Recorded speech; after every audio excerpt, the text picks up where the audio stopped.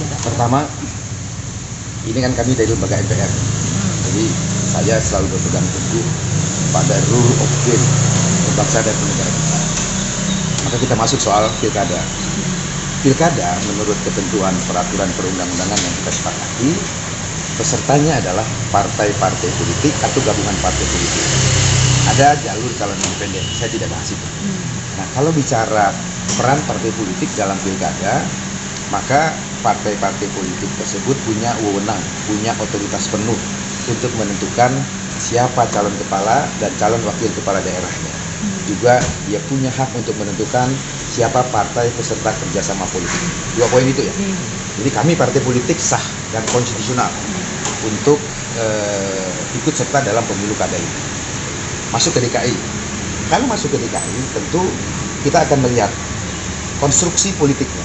Pertama, PD Perjuangan dapatkah mengusung pasangan calon kepala dan wakil kepala daerahnya sendiri.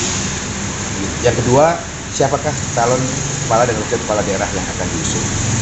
Oleh karena saat ini PD Perjuangan membutuhkan kerjasama politik dengan partai-partai politik lain, tentu dalam mengusung calon kepala dan wakil kepala daerah harus ada kerjasama partai politik. Tadi dalam pembicaraan informal, saya juga sudah sampaikan dengan Pak Mohamad Iskandar, kemungkinan kita akan melakukan kerjasama politik masuk di dalam pilkada DKI Jakarta kalau kemungkinan PKB mengusung Pak Anies Baswedan sebagai calon gubernur DKI Jakarta, maka ketika kerjasama kami dengan PKB direalisasi dalam pilkada Jakarta, sangat mungkin pembicaraan mengenai kerjasama politik mengenai calon yang diusung dari PKB dalam Pak Anies Baswedan bicarakan dengan calon yang mungkin akan kami usung dari PD Perjuangan.